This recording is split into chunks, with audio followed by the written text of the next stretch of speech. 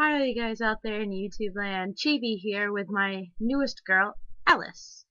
Now she is a Jessica Darkside doll from Ringdoll, and I got her in stock from Mint on Card. I did a layaway on her for a while, and she finally came.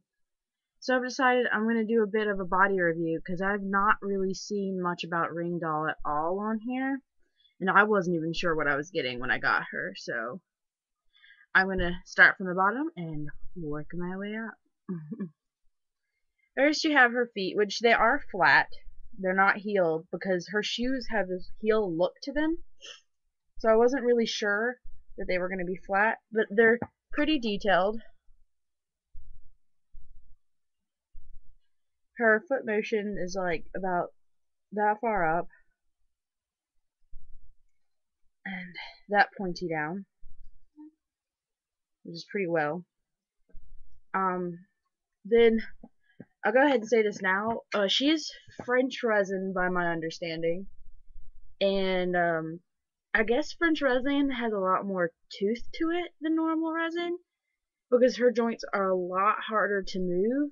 And even though she's strung pretty tight, she shouldn't be that hard to move her joints. So I'm thinking it's the French resin, which is kind of good because she stands really well. Like, I don't have a problem like standing her and walking across the room without having her on a stand or something and coming back.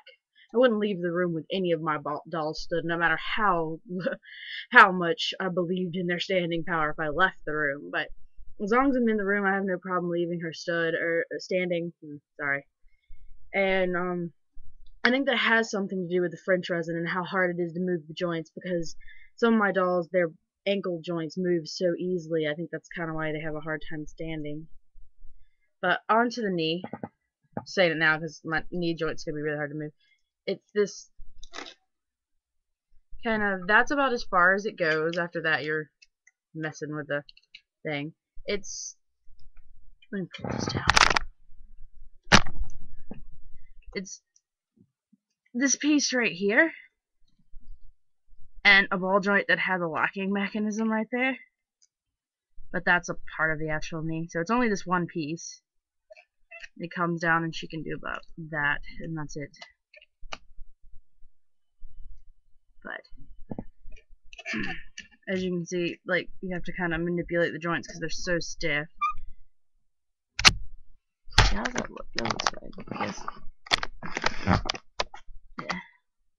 She does have the swiveling thigh joint, which is right there. It's a little bit weird because this piece is so tiny that when I try to, sometimes when I try to just move her leg like this, as you can see, like, that'll just move instead of the whole leg.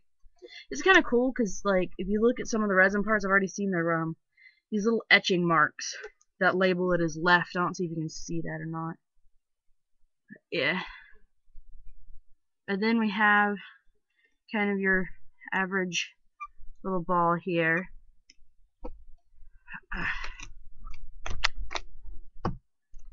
Then we have her hip joints. Now this really doesn't go anywhere. Like, that's as far sideways as I need it to go. Or forward. I don't really even know why they put this piece here, because it has this big old... come here. See, it has a huge ball on the inside that keeps it from moving at all. So I really don't know why they even put that joint there if they were going to put that ball there, because it makes it impossible to move it.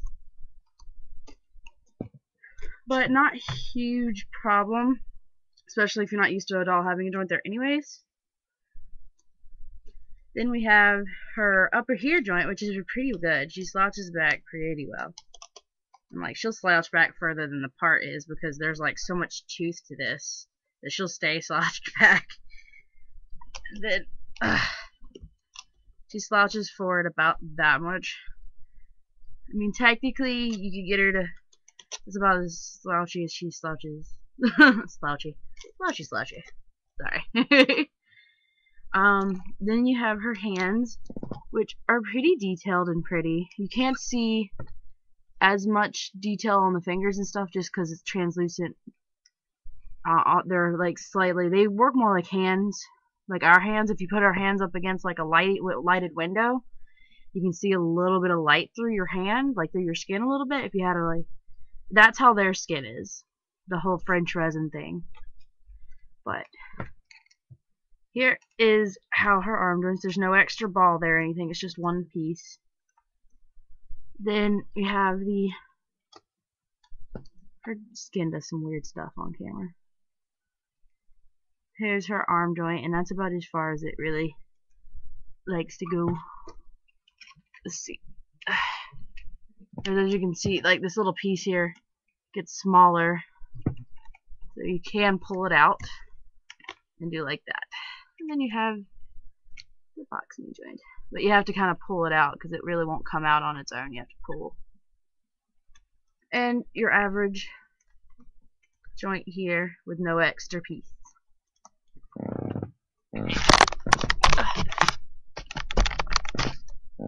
And as for her head, her movement is, I gotta see if I actually move it all the way because sometimes it's just so hard to move.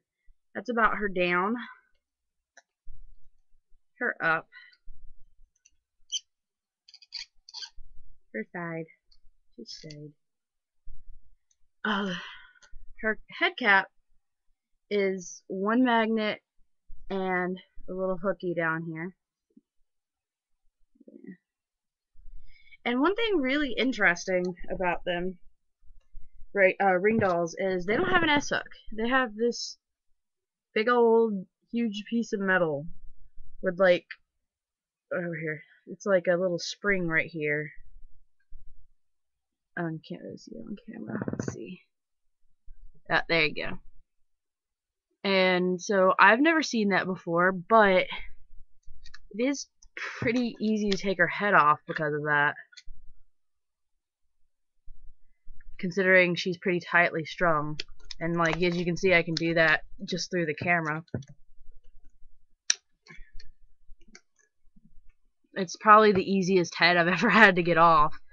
So I'm not really sure if that's because of the weird little hook thing they have there. Because you can easily get your finger in it and just pull, which is really freaking nice. Her eyes aren't default. She's a Jessica Darkside, so her eyes are something funny.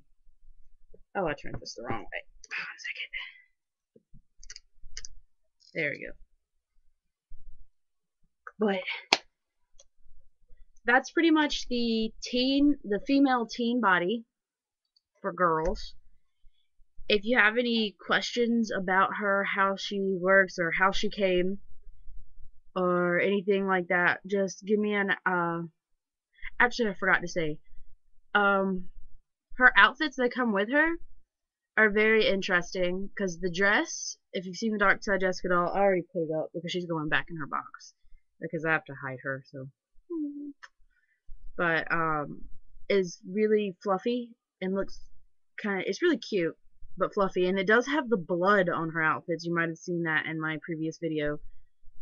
And also her pantsuit, or pant and shirt and apron suit thingy, it's really tight and it fits her perfectly, but I didn't expect that. It's really nice to have a doll who actually has like really form-fitted, perfect clothes. Even with default, I haven't really got that as good as I have with this.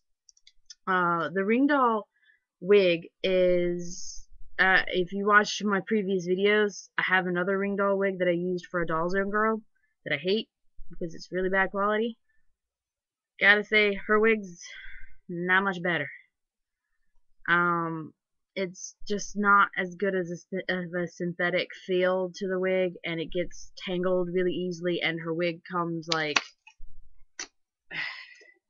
all the way down to here, but like half of it stops here and the rest comes down here.